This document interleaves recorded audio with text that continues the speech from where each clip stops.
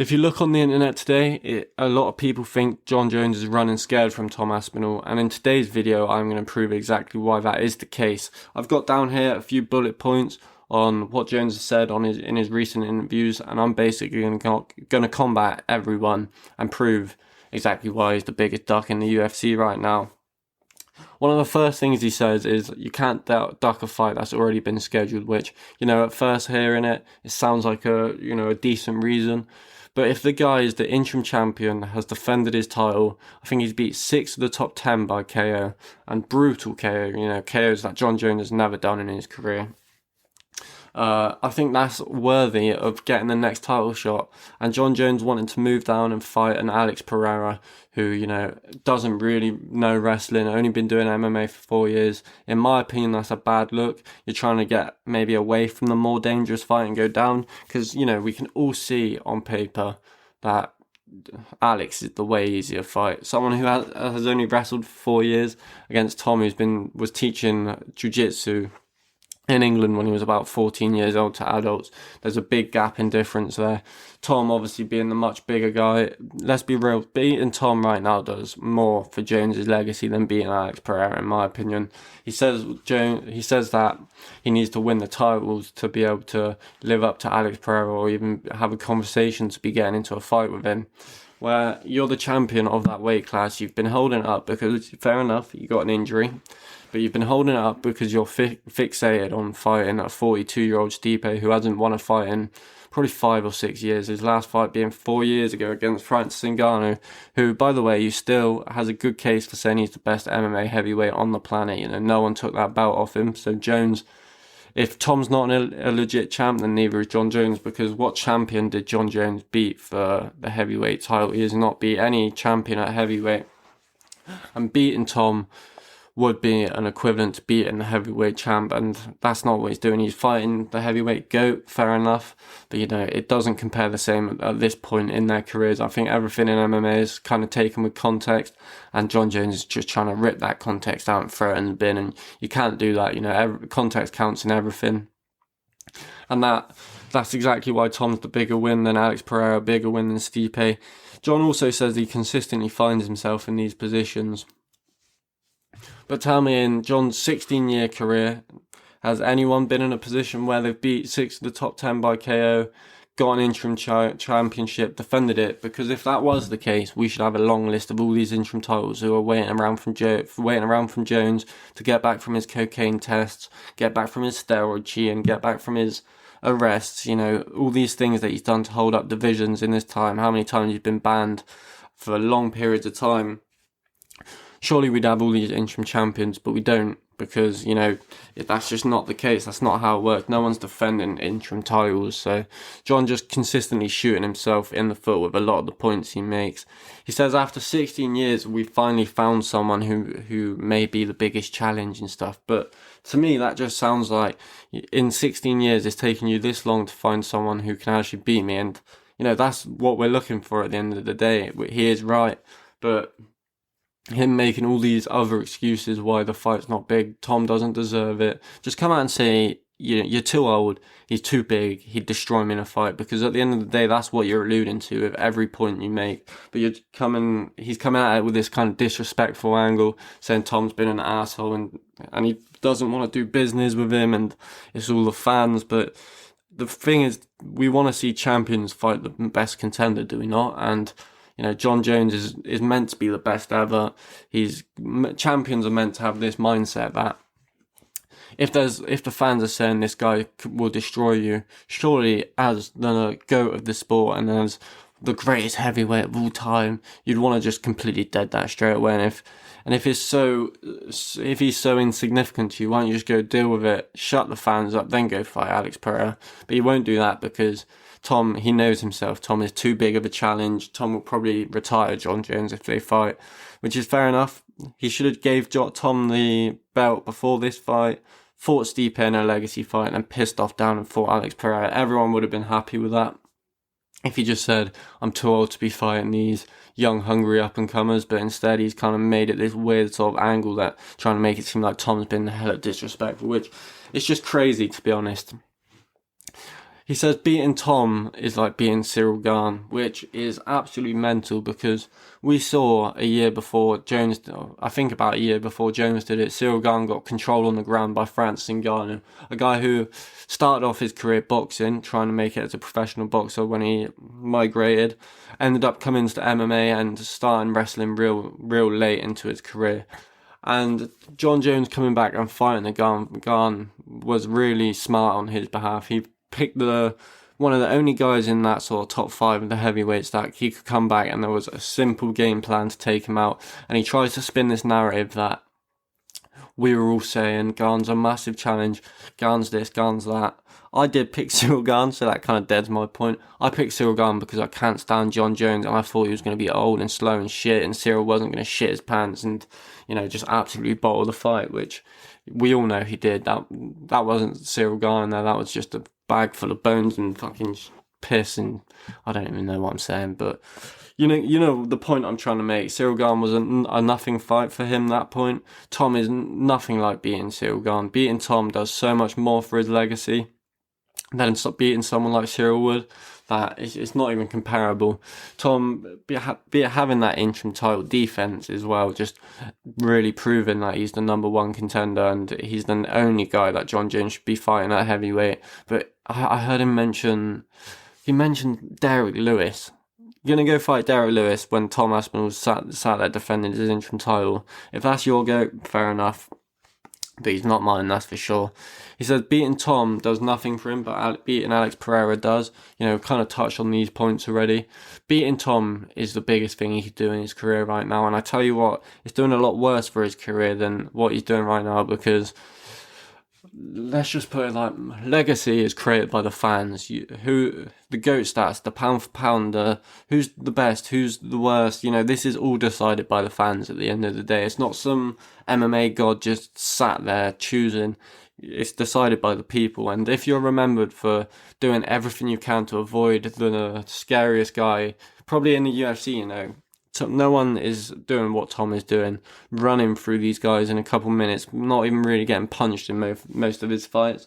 So John saying this is a lot of it's just crazy. Being Alex does nothing for him. He's gone down, fought a guy that he's got those advantages over again, who's never wrestled. Tom's been teaching BJJ since he's a kid. Tom's shown that he's maybe got decent entries, can wrestle a little bit. We haven't seen him off his back yet, and that's what, if I was Jones, I'd be looking at. I'd want to put him on his back and see what he can do. There is many ways Jon Jones can win the Tom Aspinall fight, but if I'm honest, I think Jon's one of the most insecure fighters I've ever seen, because he's so good, yet in his own mind he's so fixated on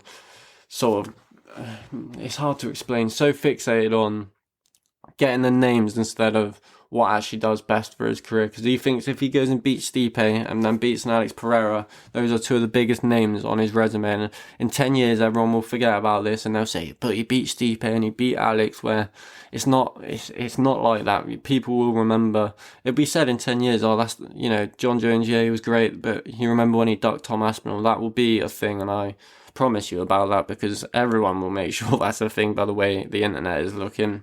And you can't get away with things like this in these days, because you have everyone, knobheads like me and everyone else, that will sit here and call you out on your bullshit, and it spreads like wildfire when something like this happens. John's a little point I had to touch on. John's excited about using the new gloves. Gives him the opportunity to get his eye pokes back out. We know the newer gloves kind of restricted that, made it a bit tighter around the fingers so you couldn't extend them as much. Obviously isn't helping that much anyway. More of a, well, I say it's a jokey point, but I would not be surprised if John's the type of guy, like I said, with these insecurities, that wants the old gloves back, because, you can say that Jon Jones is the dirtiest fighter of all time, probably. You look at his fight with Glover, his fight with Rampage, he's literally extending his arm with his fingers out, aiming for the eyes, and the rest just stood there watching it. It's some of the craziest stuff I've ever seen in an MMA cage, and Jon really uses that to his advantage, And Anthony Smith, I know, not necessarily the best person to listen to all the time, but speaks on his podcast about, everyone says Jon Jones is the best at range, which they said he doesn't have good range. That's crazy. Jon Jones is one of the best range fighters ever. You know, we've seen his oblique kicks, his sort of stepping elbows when people are coming on him. He does have very good weapons to keep you at his range, but they were kind of right in the fact that he does use that, just stick his arm out and move backwards. He kind of puts an invisible wall in front of you and kind of gets you stuck in that position where if you move forward, then you can't really explode on him because you'll have fingers jabbing up your eyes, and that is a problem in a lot of the fights he's had. And yeah, I think there might be something in it that those gloves have weirdly come back for a Jon Jones fight when we know that's some of the things he's done his whole time. But my favourite part of the interview, a reporter asked a question, and he was coming under shots from all sort of angles here, which, you know, he might not be opposed to in some certain way, but, you know, in this one he wasn't enjoying it. The interviewer said, "You say Tom doesn't deserve it, but Tom has more ranked wins than you did at this point in your career, more finishes, more main events." Basically goes on this little thing to say, at this point in your career, or maybe obviously at this age, Jon had done more because Jon was the youngest champion ever, but at this point in his UFC career, only a few years in, I think maybe he only had one ranked win and he was going to go on and fight Shogun pretty soon. But Tom is out here, breezed the whole division, got an interim title and defended it multiple times, just once, but will defend it multiple times if he fights Gan, which looks like it might happen. And he said, he answered back and he kind of backtracks Jon Jones in this sort of thing where he kind of makes it a point that he used the wrong word. Maybe Tom does deserve it. He deserves everything he's going to get in his career, but it's about what Jon does deserve. And, you know, the reporter, brilliant questions in this. Usually they're all robots like, "Oh, what are you going to do after the fight? What's it?" Like, you know, these typical shit questions. But today they came with some heat. And Jon Jones kind of backtracks, says Tom does deserve it, but Jon Jones likes to go on this tangent because he's so egotistical about what he deserves, what he's done for the UFC and for as a company. And, you know, we can go through some of the things Jon Jones has done for the UFC, and multiple failed drugs tests, multiple cancelled events, gets a whole event moved just for him because weirdly he's got picograms in his thing in the Gustafsson second fight. The Daniel Cormier second fight, which everyone loves, that's posted everywhere as a highlight reel, is a no contest. Jon Jones has only beat Daniel Cormier once. He tested positive in the second fight. He had the testosterone levels of a castrated male, apparently, so that's a man who's had his balls chopped bit, and it's just not something that quite add up there for me. And there is something that was replacing that testosterone, that's common knowledge. Big up More Plates, More Dates, if you know that YouTube channel, get to know, because he does great content about this sort of stuff. So it's kind of exposed Usman a little bit, Jon Jones multiple times, a few different fighters. If you're fishy about some fighters, then he's got a video about them. There's probably something not adding up. But Jon Jones cheated multiple times, failed drugs tests, crashed cars, pregnant woman, threatened to kill one of the lovely USADA workers, apparently. Threatened to kill this poor lady, and they went to court about it, and they said Jon Jones won, but really it was just settled. So that tells me here's a bit of money because, you know, I don't want this getting out that I threatened to kill you over a drugs test. Jon Jones is a scumbag, and him saying he deserves this for what he's done for the company, he's caused his company so much shit. There was a point in the world where Dana White would have never said all these nice words about Jon Jones. He said he's one of the worst people he's ever worked with. And just a point to sort of stand out before we get up to the last couple. Imagine Alex Volkanovski, right? Or George St. Pierre, or Demetrius Johnson, or Max Holloway, or even someone like Ilya Topuria now. Imagine these guys, yeah, you get injured for a year, yeah, I break my shoulder, I'm out for a year, and you got a number one contender who comes up, wins an interim title, defends an interim title, and everyone says they would beat you. You're telling me Alex Volkanovski, the first thing he did when he came back is want to go and prove that. Even MMA Guru made a great point. Conor McGregor, yeah, I know a lot of people like to chat shit about McNugget, and I think he's a bit of a wanker too. You know, you can't rate him. We spoke a lot of shit about him on this channel as well. But he goes and makes 100 mil, fights Floyd Mayweather. Could have retired there, lived his life on his yacht that he's got, invested in his beer company, made so much money outside. Now he comes back after 2 years out of the octagon, and the first fight he takes is Khabib, the most dominant fighter in MMA history, probably. He hardly ever took a punch. And he goes at him with his hands down, no respect. And, you know, wasn't the smartest play, but that just shows the level most fighters have of just like, they see it as disrespect if you think a fighter can beat them. And Conor thought 100% that he was going to walk through Khabib, just like Volkanovski thought he was going to walk through Ilia Topuria. Same with Max thought he was going to walk through Ilia. Same with Topuria thinking he can walk through them. And it's just like that sort of thing that you see most fighters have. That's void in Jon Jones' head. He's just an insecure man, and I don't know if that's for other reasons that might be rumoured, but you know, it stinks a bit in my opinion. Jon says just going backtracking on all his words.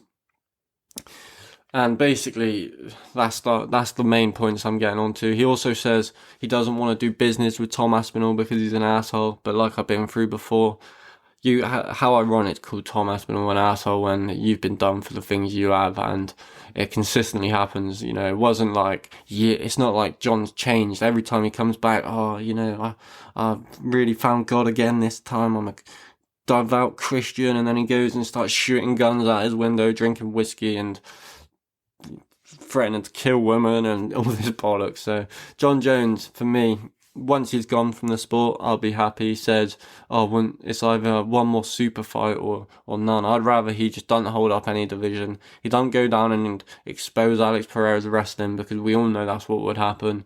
And I'd just rather he leave the UFC. It all moves on. Tom becomes heavyweight champion, and it all goes nicely. I know this video was a bit all over the place, to be fair. Basically just wanted to really get my point across on it. I am going to be doing my prediction video tomorrow, so keep an eye for that one. I know it's a bit late in the week, but I'm going to get last minute ones out there. Stipe is going to knock out Jon Jones. You heard it here first. And yeah, keep an eye on the channel for tomorrow. That video will be up. Like and subscribe, and I hope you enjoyed.